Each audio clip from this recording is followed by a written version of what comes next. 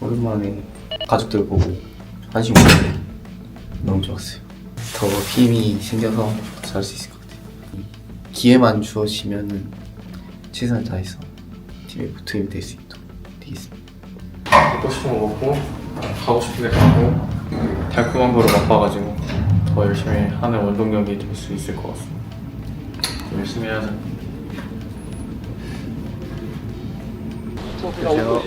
잘 지냈어요? 잘 지냈죠. 너무 좋죠. 한국 너무 오고 싶었어요. 네, 형들 봐서도 좋고 또 여기 대표팀에 들어와서 많이 배우고 가고 싶어요. 들어가자. 수고했다.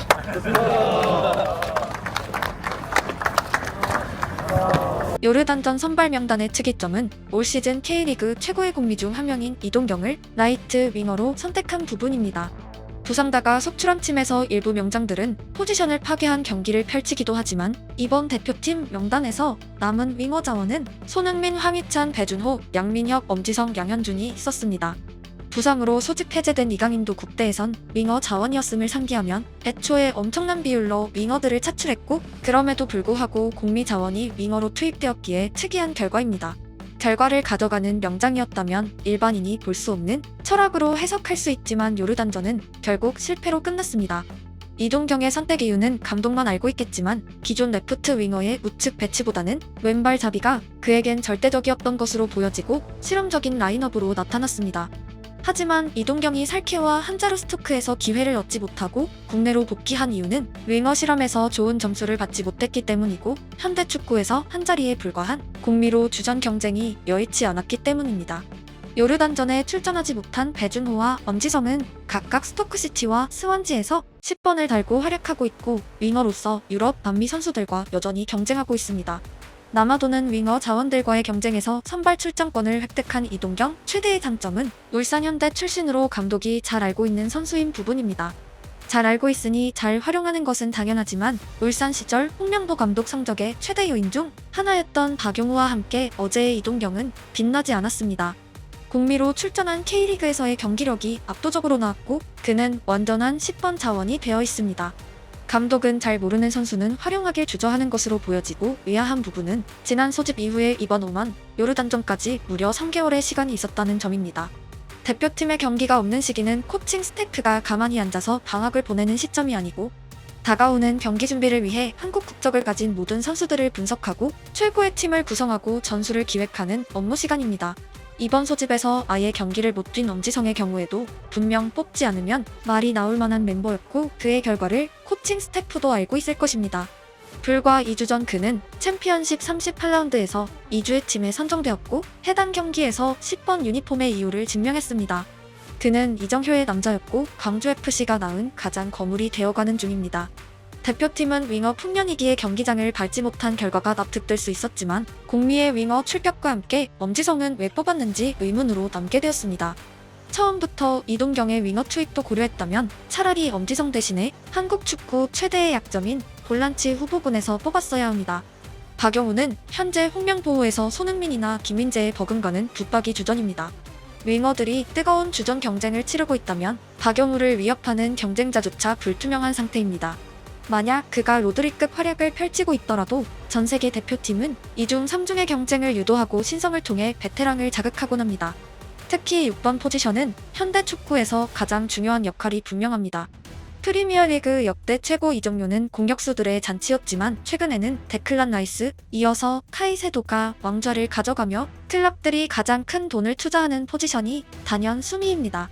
한국에는 전통적인 6번 유형의 빅리거가 제로이기에 다른 어떤 포지션보다 오히려 더 큰 고민과 실험이 필요합니다.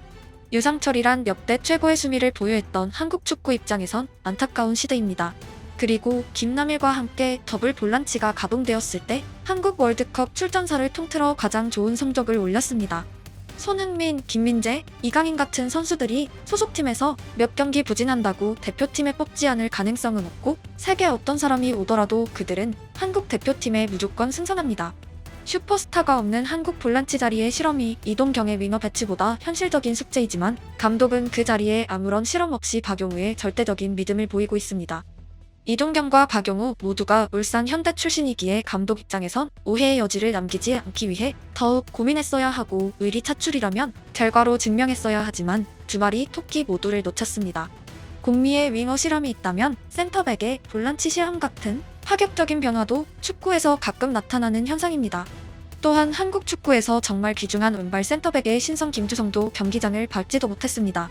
애초에 차출되지도 못했다가 김민재를 대신해서 들어왔기에 출전 가능성은 낮았지만 한국 국적의 다음 해외파 센터백이 생긴다면 김주성은 단연 1순위입니다. 샤르자에서 뛰고 있는 조유미는 센터백으로 출전했고 올림픽 대표팀 시절 수미로 준수한 활약을 펼친 기억이 있습니다. 182cm라는 수비수치곤 작은 신장이 수미에선 약점이 아니었고 수원에선 윙백으로도 출전했을 정도로 활동량도 좋은 선수입니다. 축구팬 입장에선 그의 볼란치 실험도 흥미로운 요소 중 하나였지만 그 자리는 그저 박용우의 것입니다. K리그의 인재들과 해외파의 적절한 조합으로 요르단을 이길 수 있을까란 질문에 적절한 대답은 오늘 오전 영상에서 소개한 FC 서울 아라랍의 활약입니다. 그는 MOM을 차지했고 말 그대로 요르단의 철벽이었습니다. 리버풀의 센터백이 아니라 FC 서울의 센터백을 뚫지 못한 한국 대표팀의 결과에서 감독의 책임론이 불거지는 것은 당연한 수순입니다.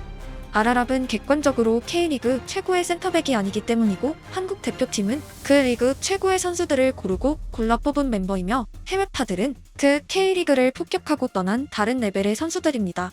선발 출전이 번번이 좌절된 양민혁의 지난 시즌 활약과 FC 서울전의 경기력을 상기하면 아라랍이 버틴 요르단은 산술적으로 한국 대표팀과 비교조차 하기 어려운 선수층입니다.